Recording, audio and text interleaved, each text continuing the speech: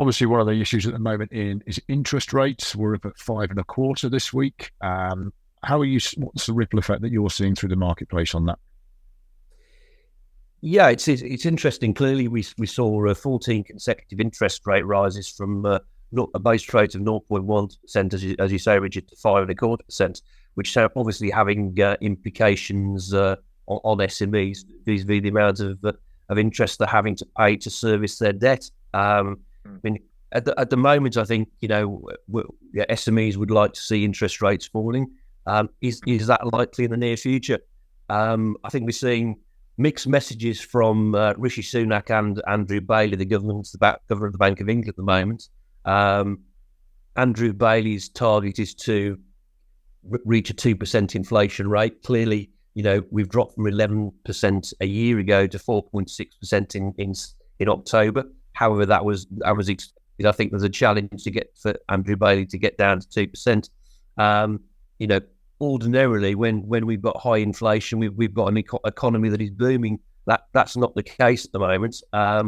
Clearly, Rishi Sunak would like to see the economy sort of grow, moving perhaps into an election year. But I think Andrew Bailey sort of is clearly keen to meet his 2% inflation target. What are your thoughts and what are you seeing? I think with existing lenders, I think what we're seeing is that stress testing is obviously starting to cut in. When proposals are underwritten, they always build in some headroom and kind of stress test. What happens if base rate goes up, which obviously it has. I think we're starting to see some covenant breaches. I think lenders are tending to be fairly sympathetic to that, providing the business is still kind of holding its own. I think certainly for new proposals, lenders have moved those stress tests up, as you'd expect. But there's still appetite out there. There are still lenders looking to lend. There's still money for the right deal.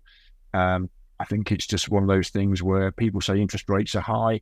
I don't think they are very high compared to some of the times that you and I can recall where base rate was double digit.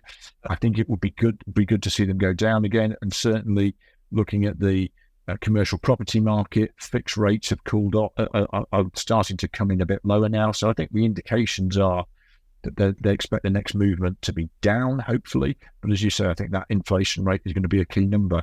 It will be interesting to see where we go in the first quarter of next year. And as you say, with an election coming, what will the government do to try and keep small businesses on side? Absolutely. I mean, I think the thought process is there's unlikely to see any interest rate cuts in the foreseeable future. The foreseeable future, I think, will sort of be late spring, early summer.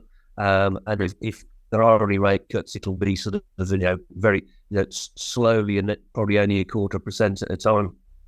Yeah, we'll see where it goes. It's going to be an interesting one.